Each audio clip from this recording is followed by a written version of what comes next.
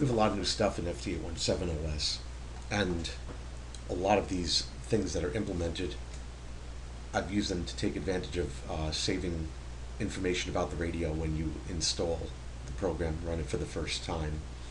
As you know, it used to create a config file and a calibration file, and now it does a whole lot more. It saves the actual radio configs and the memory as well, including the calibration file. We end up with several files. So I'm going to start it up as if it's brand new.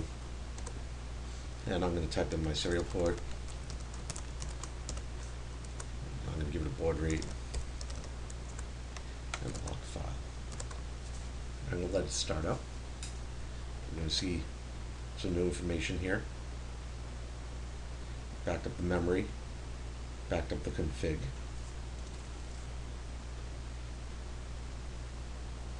And now the program is running. I'm going to exit out right quick and show you that we have several files. The cal file, we know this has not changed. The config file,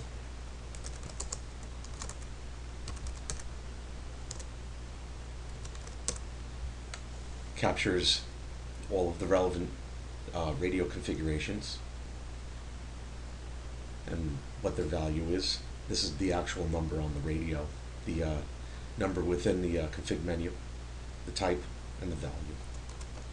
Also,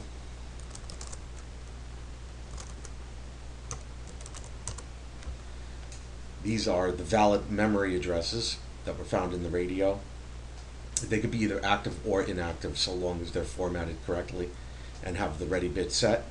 And these are the actual MEM1, MEM2, MEM10, MEM100. 201 and 202 are MPL and MPU. Within this file, this is what they're called. And this is the memory area. This is the values that make up that memory. So if I go back into the program now,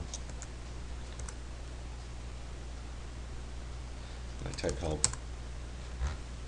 we have new options. We have load config and a file name, and a load memory and a file name. If you don't use the file name, it will use the default file names, which is probably the best way to go unless you're making a backup. So I could overwrite what was originally written. I could type save config. Actually, I'm going to go into write mode. Do a save config. It's going to ask me if I want to overwrite the default one. And yes, I do. It's going to be the same information anyway. And the configuration has been saved. If at any time after this your configuration gets changed or you default your radio, you could simply come in and do a load config. The config is saved as actual config values. So when it loads it, it's actually making these calls for you.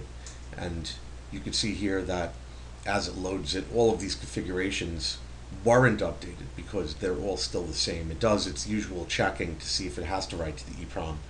And in this case, there is nothing that's going to have to be written to the EEPROM because it's already been done. We'll move to the next one is save memory. And it will use the default file.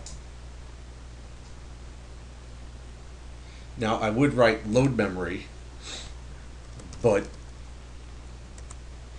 the problem is, and this is what one of the big changes is going to be in the next release. Right now, all of my values that I write are 8-bit, and I wanted to show you, if I go to memory 1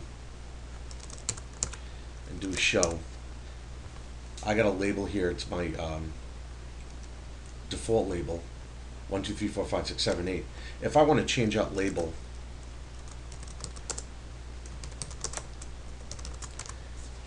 it takes quite a long time. It's writing 8 bytes, and currently the software only supports writing 8 bytes. It's what I wrote.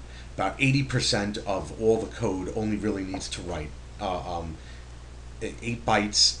Generally, it'll write a bit or an entire block of 1 byte, but not more than 1 byte. And what is going to be in the next release is using the full 16-bit. We'll be able to do things like this twice as quick. We saw how long this took, and I'm going to record that time for later. So when I implement the new code, you'll see that instead of making 8 different calls in this case, label test.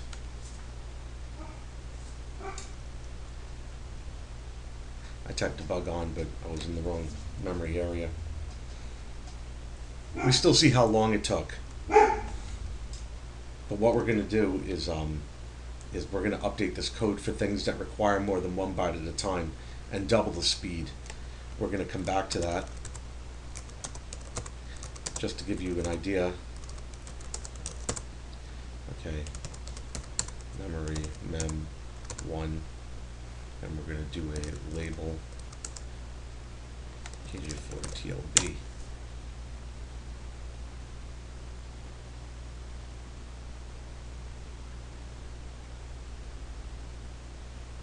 And we can see that 8 calls were made. I could actually do this in 4 by writing both of them at the same time and skipping every other memory address.